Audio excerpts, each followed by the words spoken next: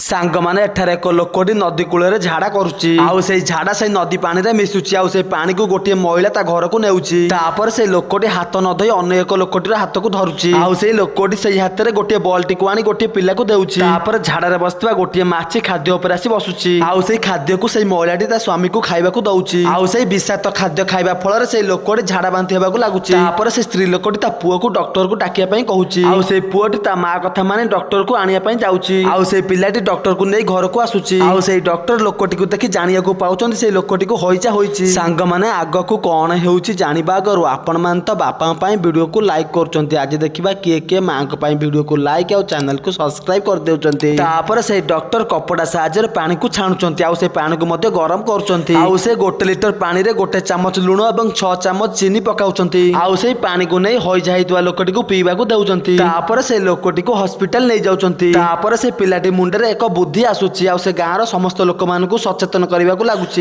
समस्ते खोला पड़िया को झाड़ा न जाए लाट्रिन को झाड़ा जावाक लगुच पिलाटीर काम भल लगी वीडियो को लाइक और चैनल को सब्सक्राइब कर दियंतु।